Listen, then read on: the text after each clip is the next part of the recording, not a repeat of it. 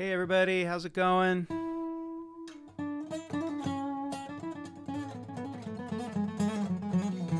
We're going to talk about arpeggios today.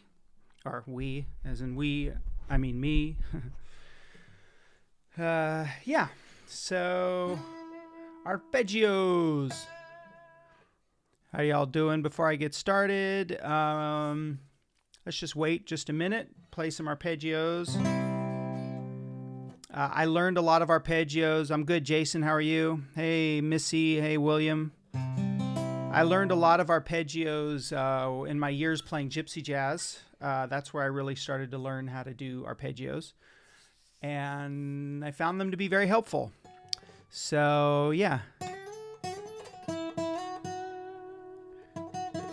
Let me know if there's if the sound is good. Let me know if it's like too loud or anything like that.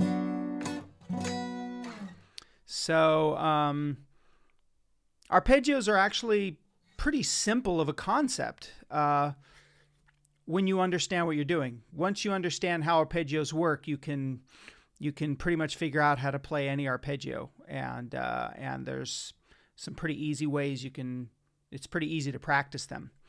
So, awesome. Good sound.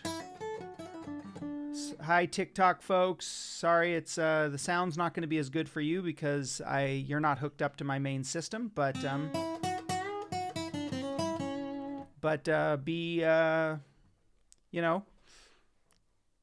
be shy in giving me some of them gifts on Facebook. Stars, yeah, stars are great if you want to send some. On YouTube, super thanks are much appreciated and much welcome. Well, thanks for stopping in, Jason. Sorry you can't stay. And if you have any questions, I'll try to look and answer. This is a breed love. It's not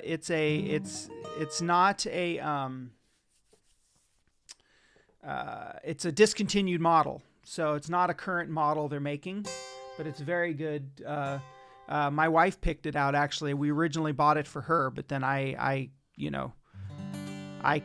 decided I sort of took it over once she bought a Taylor, because this is really big guitar. It's really bulky and it pushes your shoulders up. Silverchair, I'm sorry, I know the name and I'm sure I know some of their songs, but I'd have to hear it to be reminded, oh yeah, that's Silverchair. Maggot Brain, yeah, that's Funkadelic, right? I liked Parliament better than Funkadelic, but anyways, as usual, I have to squint to see my comments because I don't have glasses on. But so let's talk about arpeggios. Let's talk about arpeggios, and we'll do arpeggios for a little bit, and then maybe after you might have some requests of questions you might have. I don't want to play any cover songs on this live because I don't want it to be demonetized on YouTube, because it'll get demonetized on YouTube in a second if I play if I play a cover song at all, and I don't want that to happen. So I'm probably not going to play any cover songs today. I might be able to teach a riff or two after we're done with arpeggios. Sister Golden Hair, that's funny you mentioned that. I'm doing, that's on my list, but also sooner I'm going to be doing Ventura Highway. I really dig the I Want You solo on shorts. For the I Want You solo, what do you mean I Want You? William, what do you mean the song I Want You? You're not talking about the Beatles' I Want You, She's So Heavy, are you? Let me know. I do write my own songs. If you go on to the only I Want You is I Want You, She's So Heavy by the Beatles off the top of my head. But yes, go to Spotify and look up Anthony Parker and the Near Life Experience, and you'll see my original songs. I wrote a bunch. I haven't done a lot lately, but I wrote a bunch of them and recorded like 8 or 9 originals a couple years ago, and I put them on. In fact, that was the original reason why I joined Facebook and YouTube first and then TikTok, and then I started putting the videos on Facebook was because of that. So Tim, I don't know what kind of help you need, but ask me a question. I might be able to help. Zeppelin's Tangerine, I have a video on that, and I have a video on Babe, I'm Gonna Leave You. So anyway, yes, yeah, I did the tabs. The video where I taught I Want You, She's So Heavy by the Beatles had tabs on it. So, all right, let's get to arpeggios now. Enough distracting me. Let's get to arpeggios. So an arpeggio is basically a broken chord. It's the notes of a chord separated. And to practice arpeggios, you just need to understand your chord your bar chords. They're built off of your bar chords, which are built off of your open chord shapes. So, for example, let's start with the classic, the first bar chord most people learn, which is the E form bar chord, right? So that means, in case you don't know, that's where you make a bar and then make an E shape, an E major shape or E minor shape next to that chord, next to that bar, right? This is what I call an E form bar chord. Yes? So, and when you play that E form bar chord on the 5th fret, you are playing an A chord, because the root of the E form bar chord, the E chord, is the E string, and on the E string you're playing an A. So boom, right there.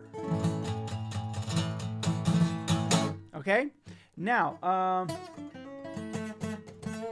so let's go over the arpeggios. So here's an E form bar chord, right? Now, you could, I mean, you might say, well, can I just play the notes like this? Isn't that an arpeggio? Well, no, it's not, because you're skipping a note, and you don't want to skip a note. I'd call that arpeggio picking. Like, I'll call that arpeggio picking, but that is not an arpeggio. An arpeggio, from my point of view, is when you play the notes one by one, each note of the chord. So quickly, a chord has 3 notes, the root, the 3rd, and the 5th. The root is the note the chord is named after, the 3rd is a 3rd interval away from the root, and the 5th is a 5th interval away from the root. So, for example, the root of an A chord is the note A. The 3rd of an A chord is a 3rd interval away from an A. To figure out what that is, you simply go A, B, C. 1, 2, 3. C is a 3rd. C natural is a minor 3rd, which would make that an A minor chord.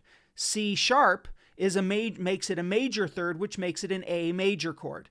And then the 5th is A, B, C, D, E. E, right? 1, 2, 3, 4, 5. So there's your root, 3rd, 5th. So when you're playing the arpeggio, you need to play those notes in order, right? So the way this bar chord goes, you're going, you're playing the root, you're playing the A, which is the root, then you're playing the E, which is the 5th, then you're playing the A again, which is the root, and then you're playing the C sharp, which is the 3rd, and then you're playing the E and then the A, right? The root and then the 5th. So you want to play these in order. You want to go root, 3rd, 5th, root, 3rd, 5th to play to practice your arpeggios, right? So in order to do that, you have to add the 3rd between the first 2 notes, right? So you've got A and then E. There's your root and then 5th, and you're skipping the 3rd. The 3rd is right here. On your E form bar chord, the 3rd, which is a C sharp, is right here. So you would go... So you would take that E form bar chord, you play the 5th fret of the 6th string, and then you play the 4th fret of the 5th string, or the A string, right? So you go A on the 6th string, which is the 5th fret, C sharp on the 5th string, which is the 4th fret, and then up to there. So, and then the rest of it is just your bar chord shape, right? Now, I'm doing it this way just so you can see it's your bar chord shape. But that's not how you're really going to play the arpeggio, because then the notes all slur together. If you want to play the arpeggio and make it really sound good, you go like this. So you're sort of clearing each finger from the note. Right? So I go middle finger for the root, first finger for the 3rd, 3rd finger for the 5th, and then the root again. Middle finger for the 3rd on the 3rd string, and then boom, bum. Yes? So there's that.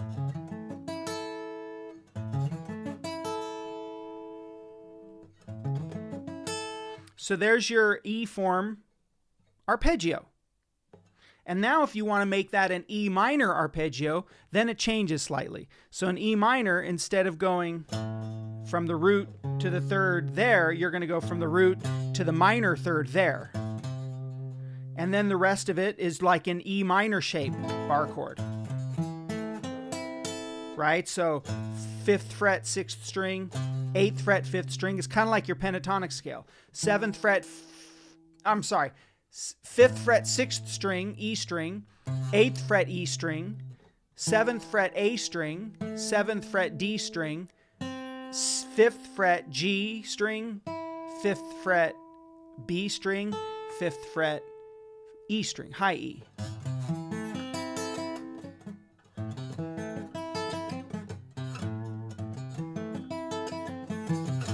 Right? So there's your E minor shape arpeggio. And then major. And that's how you understand. So you can move that around. You can take that bar chord shape, move it down 2 frets. Now you're in the G position.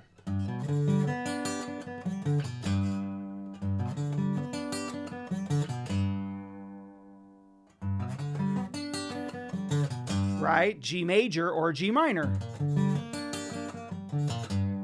Right? And or you can move it way up here to the 10th fret. Now it's in the D position. That's major or...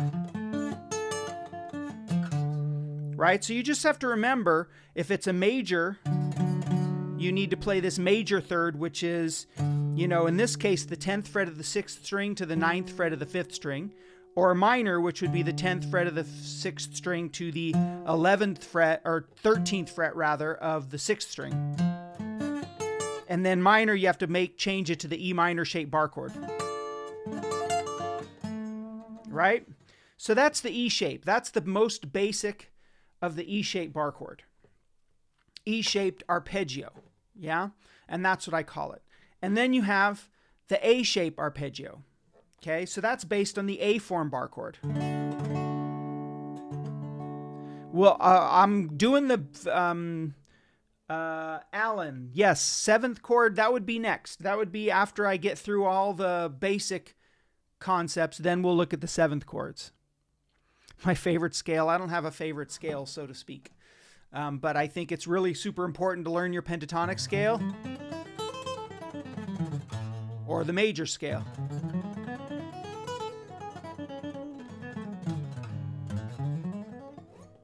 Like slow. Was I going too fast? Oh, I see your favorite scale, but slow. Oh no, that's 2 different people. I don't know what you mean, Dan, by like slow. Am I going too fast? Okay. All right. So now the A shape. So you make an A form bar chord, right? You make an A form bar chord, and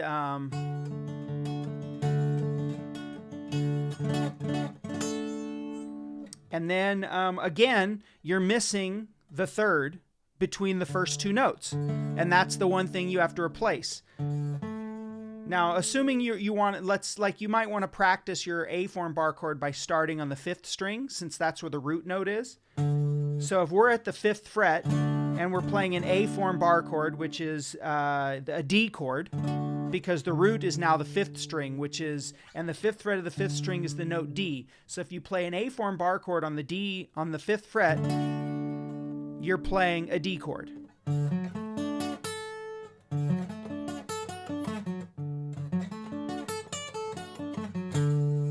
So to add that third, it's the same as the other way. You go to that next string and 1 fret lower. So the 5th fret of the 5th string is the root of the A form. The 4th fret of the 4th string is the third of that A form. And then you just play those that A chord notes, or the A-shaped notes that come after it. and then the high note, right? You could also add, if you wanted, you could add the fifth of the A chord, of the A shape, which is on the 6th string. I do that a lot. So you don't start at the root, you start on the 5th, right? D, F, G, A. Yeah. And then it would be, so then you just add that extra note and you go from the 6th fret 5th string to the, the 5th fret 6th string to the 5th fret 5th string, and then 4th fret 4th string, and then boom, boom, boom, boom. There's your A shape arpeggio, right?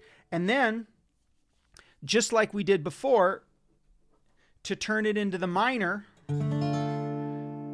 instead of going from this string to that string, you're going to stay on that string for both of those notes. So you would go 5th fret of the A string, and then 8th fret of the A string, and then make the A minor shape, right? This A minor shape. And again, you can start on the 6th string,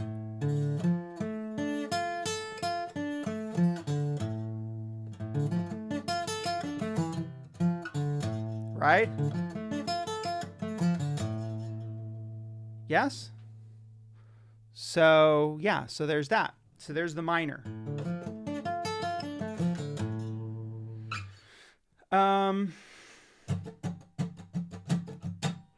So there's the A shape major and the A shape minor.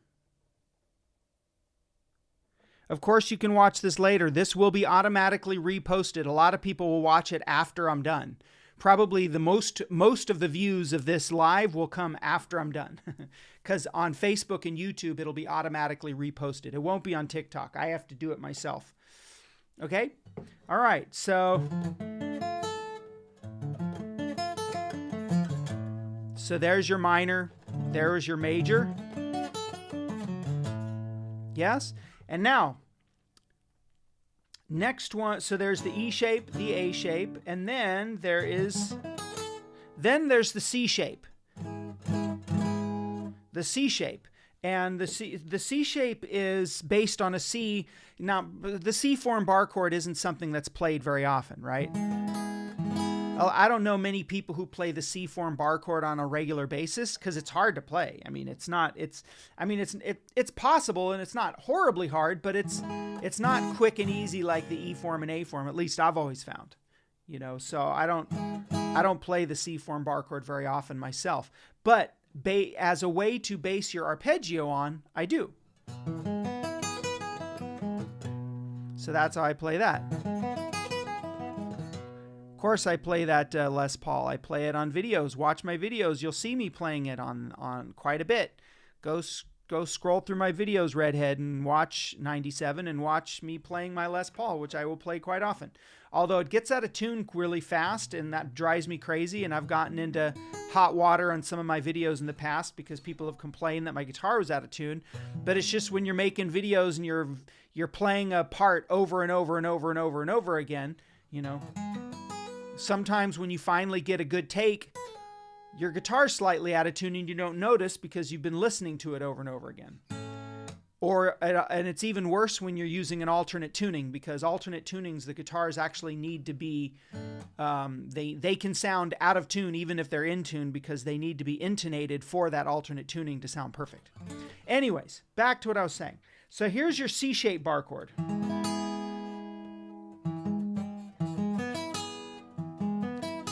Now, I like to add this note as if you played the C like this. Now, in this case, this note right here of the C shape, that's your root right there. And then again, you can add the 5th right here.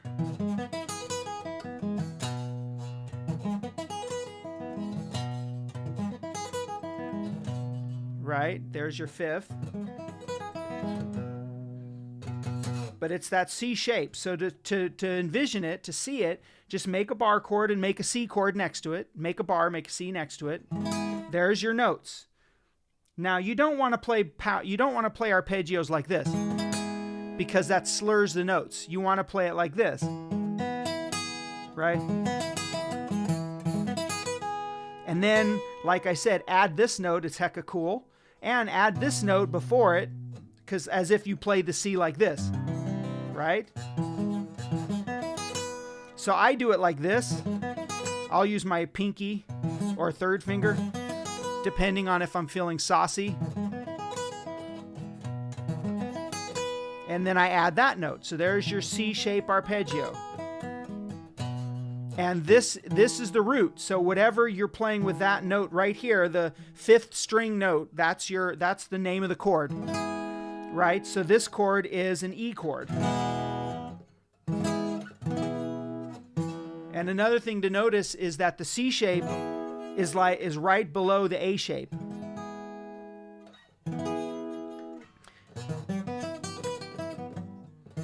And then there's the C minor shape, and this one's tricky because we don't usually play our C minor like this. Some people do. But so to play a C minor, it's a little...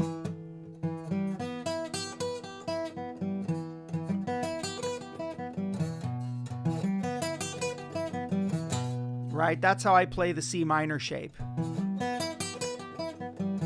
So it would be in the shape, so it kind of like be, this is actually a D minor shape here. So it's the other side of a D, right? But then you start it over there. So for this chord, for example, this one's a little more complicated because I can't just say it's a C shape, right? This chord, you would go 7th fret, 7th fret, 6th string, 5th string. And then so bum bum, this is a E minor. And then you'd go 5th fret of the 4th string, or the D string, 4th fret of the G string, 5th fret of the B string, and then, well,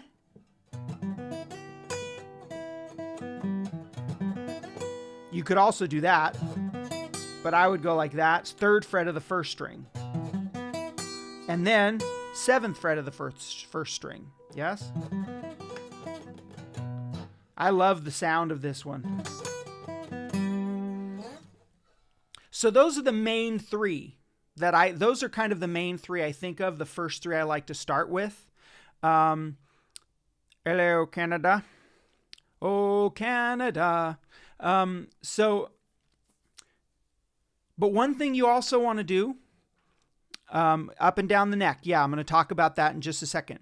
So one thing that you also might want to do is break the arpeggio, not in half, but lop off the top 2 strings, lop off the 6th string and the 5th string, and just play the 4th string down. So for the E shape,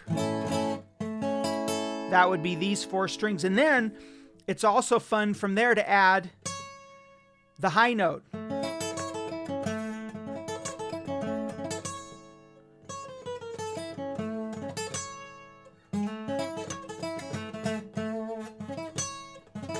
Right? So for this arpeggio, you would go 7th fret D string, 6th fret G string, G string, I said G string, 5th fret B string, 5th fret E string, and then 9th fret E string. See, it's this side of the E shape bar chord. And then for the A shape, you could go like that. So you would go, D string, 7th fret, G string, 7th fret, B string, 7th fret, E string, 5th fret, and then E string, 10th fret. So this is the bottom half part, this portion of your A shape. And then the C shape, this is my favorite of these where you cut them in half.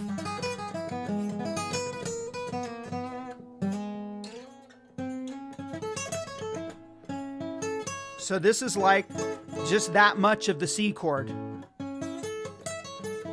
Hey, hello from Chile. Nice.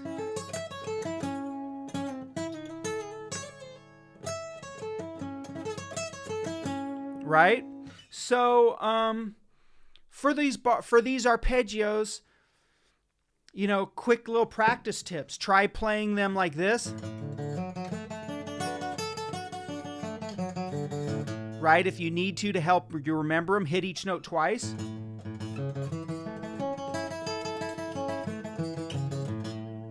Right?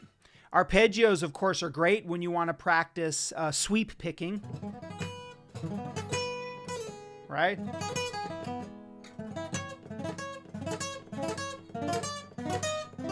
Right? Sweep picking is a great... Yeah. Now, of course, there's also what I call the D-shape arpeggio and the G-shape arpeggio.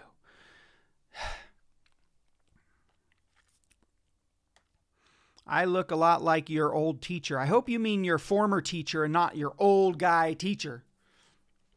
I'm a little sensitive about growing older. Probably because I'm happier now than I've ever been, and when you're happy, time goes by fast, and it feels like, you know, everything's moving by too quick. But anyways,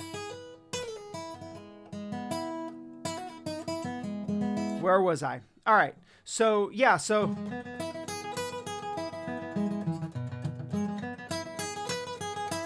And then... Now, one of the things that I want to mention about... thanks, Orange Supra. Or, what does that say? Yeah. One of the things I wanted to mention about sweep picking is that a good way to practice sweep picking is to remember that part of sweep picking is what you call the rest stroke pick, where you pick and land on the string below the string you're picking. Right? That's a rest stroke pick. So now to practice your sweep picking, you just rest stroke each pick. And then if you want to add that other note, make it an upstroke.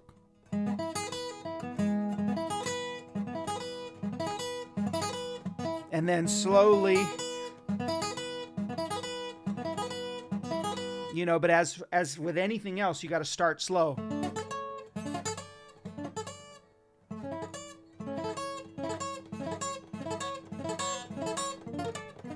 Right? But the rest stroke is kind of the how important it is, right? So that's how you practice sweeping slowly, is by rest stroking through each note.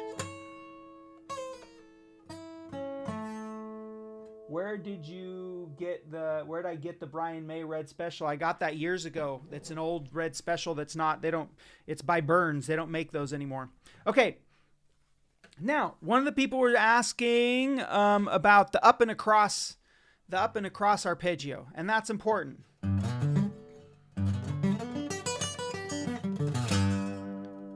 So that's my favorite one. And what we're doing here is we're basically traveling from the E shape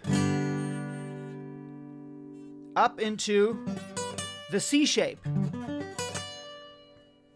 Right? So... And on the way, we're going up into the D shape. So the way we do that, we start here. So we start here on the root of the E shape, which we're doing this as a G chord. Yeah, I've got a lot of buzz. I got to get this guitar worked on. Oh, yeah. The woodpecker laugh. Anyway, so...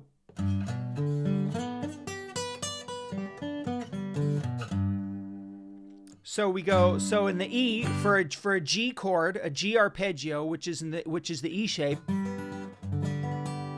you go 3rd fret up to the 7th fret, and then you're going to go 5th fret of the 5th string, 5th fret of the 4th string. So 3rd fret, 6th string, 7th fret, 6th string, 5th fret, 5th string, 5th fret, 4th string.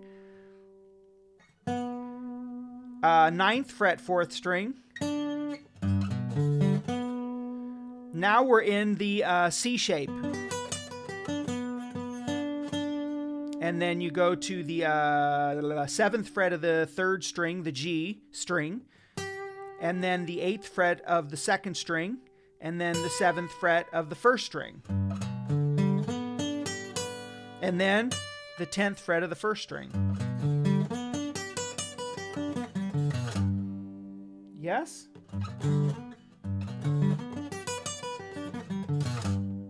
By the way, if you're interested, if you're really interested in arpeggios, then I suggest you go to my website, anthonyparkerexp.com. Anthony Parker and then the letters exp.com, and buy my Gypsy Jazz guitar instruction book. It's called Manifesting Manouche. And on Manifesting Manouche, I have a whole boatload of arpeggios, a ton of them. All the arpeggios I've taught you plus more, up and across arpeggios, as well as diminished arpeggios. Right?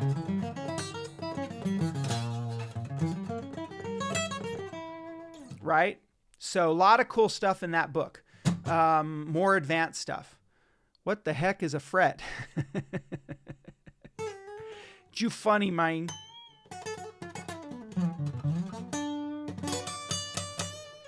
All right. So anyways, again, so that starts on the root of the E shape. Right? There's your up and across. There's one option for your up and across. Now let's say you want to do the A shape option.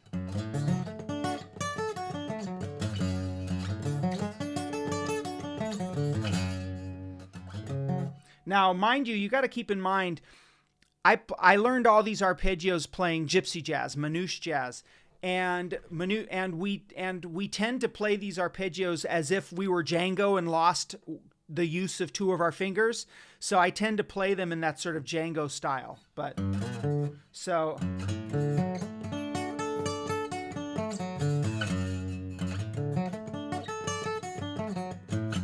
there's other ways you could play this, maybe better than, maybe even more clever than the way I'm playing it.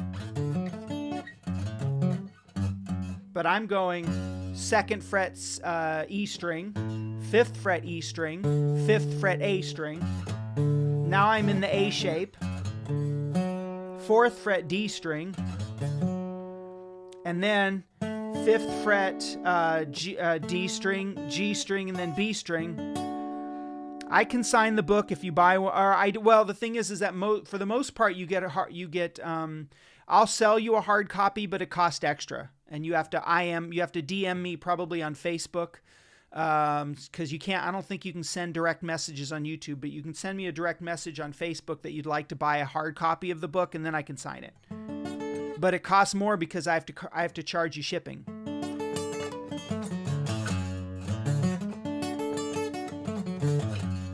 Right? So 2, 5, 6th string, 5, 5th string, 4, 4th string, 7, 4th string, 7, 3rd string, 7, 2nd string, 10, 2nd string, 10, 1st string.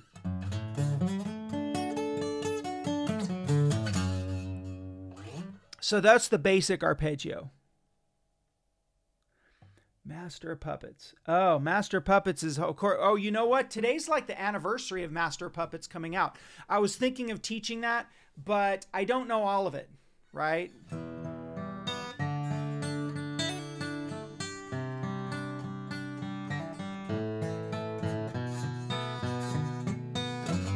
I don't remember it very well. I knew that part. In fact, I did a video on that part, and then of course and as far as doing that one full speed, don't stress, dude. You got to work long and hard to get fast at doing that. Like doing what Metallica did, being able to do those super fast downstrokes. You got to work long and hard at getting those right, because those are hard to do. I never could get it up to speed when I was young, right? Right? I don't even want to do that because I don't want the video to get demonetized. But yes. So anyway,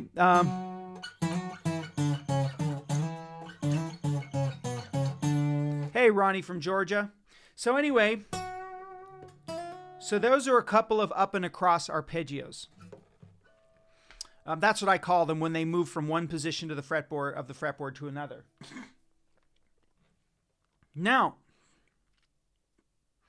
Now there's the 7th arpeggios. seventh chord arpeggios. And that's important to understand, right? So let's look at, so with a seventh arpeggio, you have to add the seventh of the chord.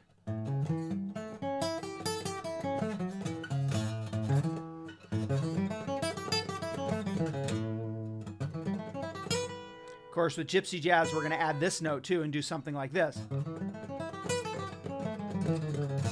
Right? There's all sorts of extra notes you add, but the basic of a seventh arpeggio is you have to add this note and that note. That's the seventh, right?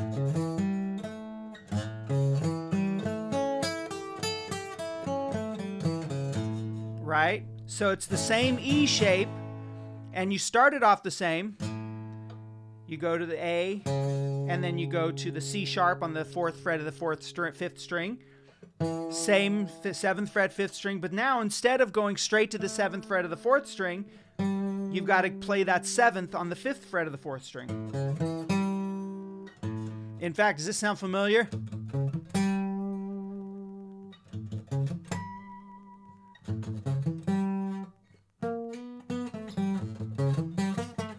Right? There's that, there, you know, you start to hear arpeggios more and more in popular music when you learn them, right? Thank you, Lee. I'm glad to have been help. I'm glad to be help, my friend. So, so there we go. So, dun, dun, dun, dun, dun, yes. And then up the regular arpeggio. Yes. And then to that eighth fret of the second string. And then to there. And then reversing directions.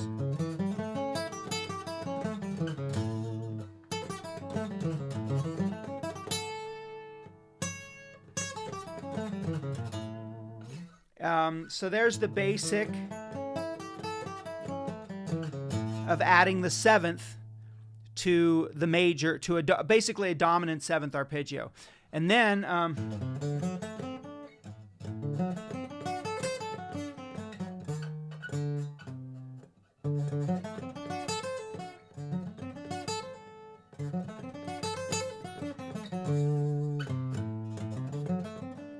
right, so it's a little, I haven't played it in a while on the A shape, but basically that's how you do it with the A shape, right? This is, so now we're in the A shape. So the sevenths are this note, and this note, and this note. A lot of sevenths on that A shape. So if you start with the fifth below the root, then you would go.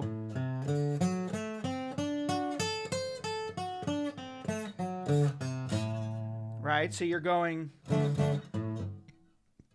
fifth fret, sixth string, third fret, fifth string, fifth fret, fifth string, fourth fret, fourth string, seventh fret, fourth string, fifth fret, third string. I don't know why, because my guitar needs work. Seventh fret, third string.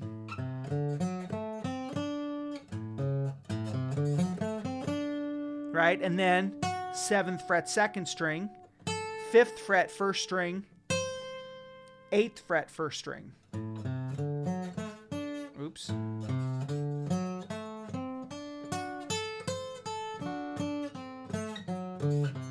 Now, once again,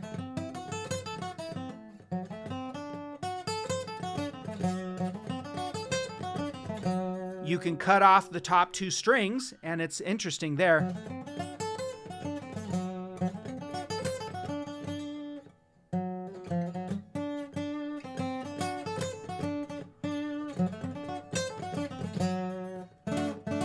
Right? So there it is where you've cut off the top two strings. So then you just go 4, 7 on the fourth string, 5 on the third string, 7 on the third string, 7 on the second string, 5 on the first string, and 8 on the first string. So there's your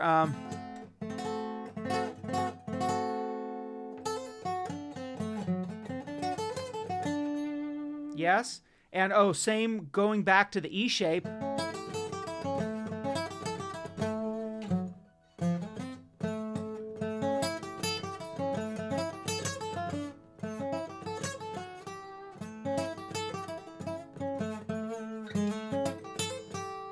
So then there's adding the seventh to that little,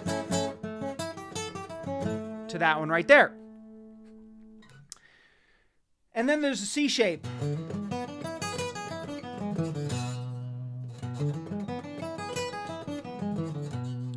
So it's, again, you remember the C shape is on the other side of the A shape, right? Here's A, here's C. Right? So adding the seventh to this one, we started there. So you just go like that.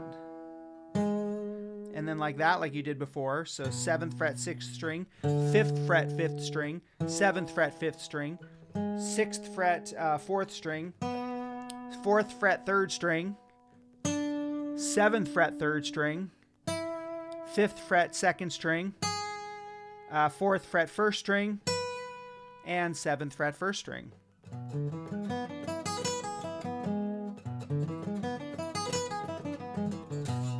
Right? And then, of course, if you cut off those top 2 strings,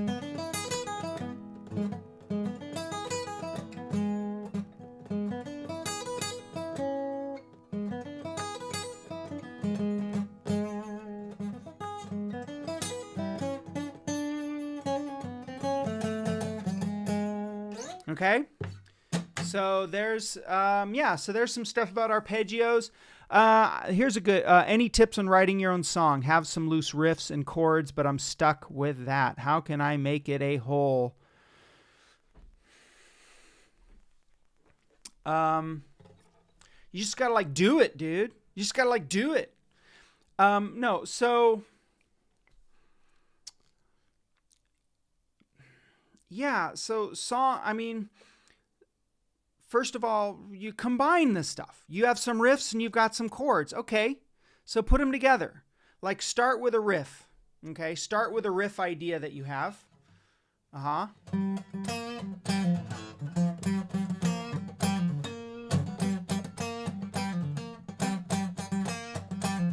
Right, so there's your riff. There's my riff. I just made up a riff.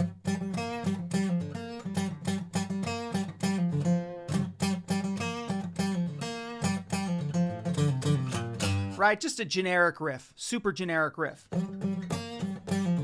Right, and then you go with some, you start with the riff.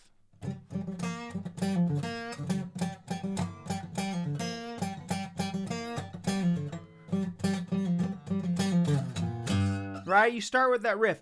And then maybe, depending on how the riff is, you could sing your verses along with the riff.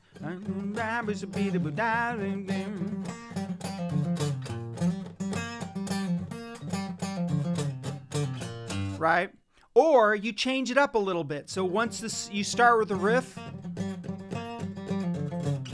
and then you just got to understand what key you're playing the riff in, and then you can just, I'm singing the first verse of the song.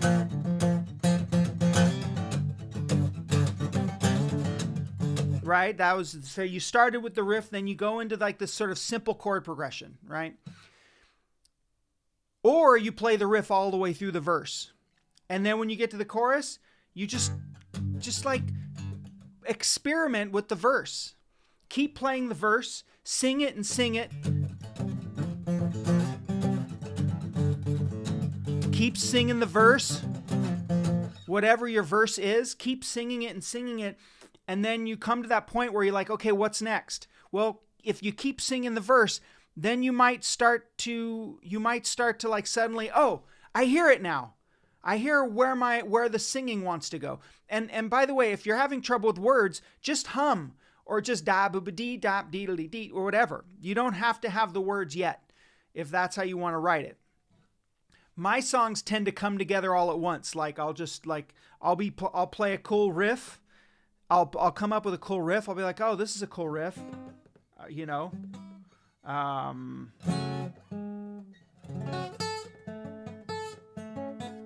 So here's one that I did.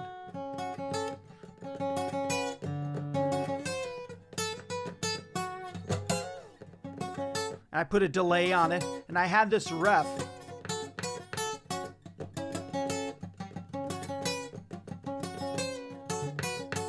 right? And then I came up with this sort of, I was like, oh, how about I'm Uncle Frank, I'm Uncle Joe, and I was hearing this deep husky voice, so I put like a megaphone on it, so it's like, I'm Uncle Frank, I'm Uncle Joe, well, I'm no stranger to your family, I lost my bank, I lost my soul, when the American dream had me, right? And I came up with that little verse.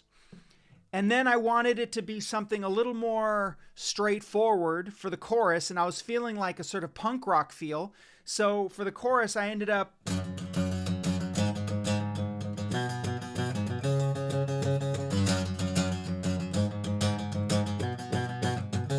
and I sort of built off of that riff. Okay? So I don't know if that helps at all. Beyond that, maybe the other thing you might be trying to figure out is what chords work together well. And that's about understanding key signatures to some degree. You got to understand key signatures. You've got to learn the music theory of keys, right? However, that being said, Kurt Cobain was a great songwriter, and he said to heck with key signatures. He didn't care. His songs did not stick, his songs broke all the rules of classic songwriting, of classic, music theory, right? His song, like, no, I'm not going to play it. I don't want to get demonetized, but like, I'll just play the chords. So for example, Lithium,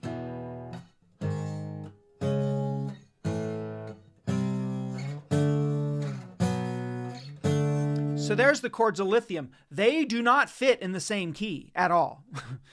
They're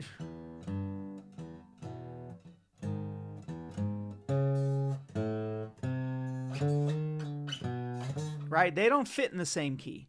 So, but that being said, it's a good idea to learn the keys first and how they work together, how the chords of a key and the notes of a key work together. Learn the rules first and then break them. I think Miles Davis said that. Learn the rules and then break them, right? Rather than just breaking the rules right off the bat, learn the rules and then break them. So, yeah. So that's what I would say. And now as far as chords and a key signature, well, wow. That's a whole different video, a whole different live that I don't want to do right now. I don't want to get into chords of a key signature. Plus, it is getting late. So, I don't know how long I've been on this live, but it's definitely getting late. So I don't have time to start that. But yeah, so that's some thoughts. Any other questions?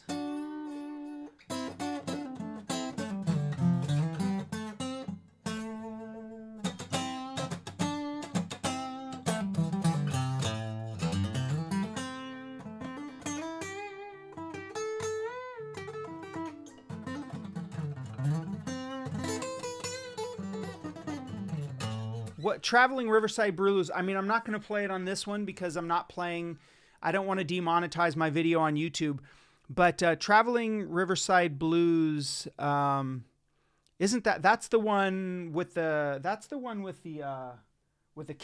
where he uses the slide, right?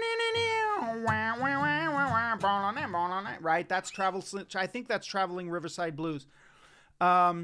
I want to learn that. I used to know that one with an open tuning of E, but then I learned later that that's not how they do it. And he plays it on the 12 string, so it's a pain in the butt that that I'd have to retune my 12 string. So I'm not sure about that. So just again, I want to remind everybody that my channel, I do appreciate your support, watching videos, sharing the videos, liking them, commenting on them. I think in order of importance, sharing is the number one importance. Commenting is number 2. Liking them is number 3. Actually, more important than any of them is that you watch the entire video. That's what helps. Yeah.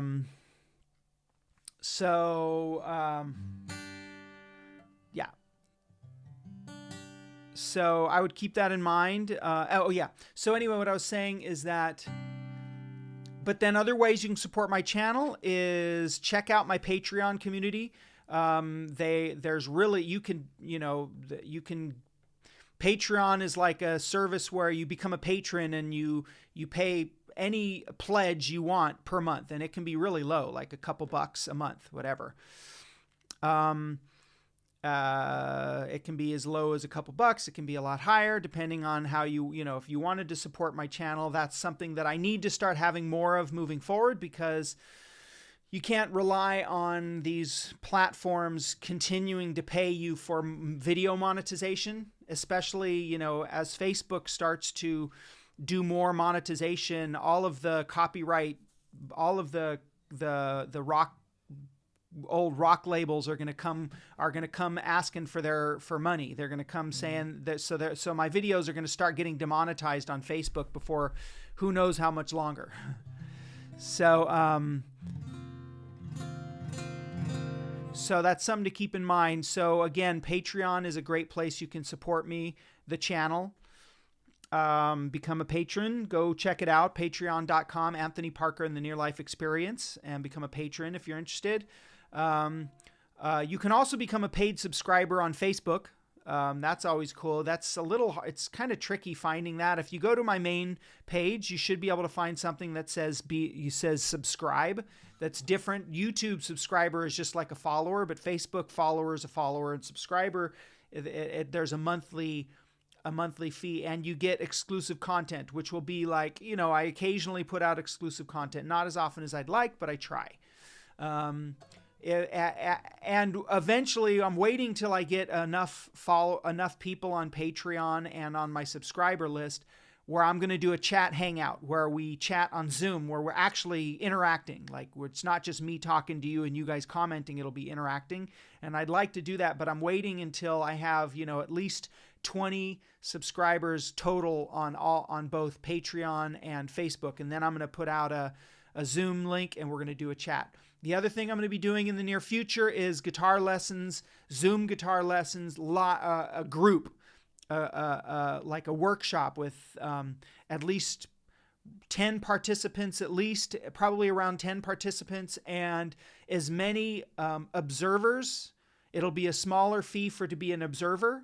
To be a participant, it'll be a premium fee, like having like a guitar lesson fee. Or you can be an auditor / observer, and that'll be a lower fee if you just want to watch me actually teaching people where I'm interacting with them directly. So that's another thing that's coming down the road. Yeah. So a lot of fun stuff soon coming down. And again, Patreon is a great way. I'm really bad at remembering to remind people to check out the Patreon community in my videos. Most of them are short videos, so on the shorts I'd edit that out anyway, but when I put out long videos, I keep forgetting to say it. So it's slow going on that front, but that's something. And then of course, giving me stars on Facebook to my videos are great, and giving me sending me super thanks on YouTube and gifts on TikTok are all good. So yeah, so I think I'm done for today. Thank you all for tuning in on my little arpeggio lesson, and I will be back probably, if I can. I like to try and go live on Fridays. That's my goal, is to start going live once a week on Fridays. So I'll do my best to be back live next Friday.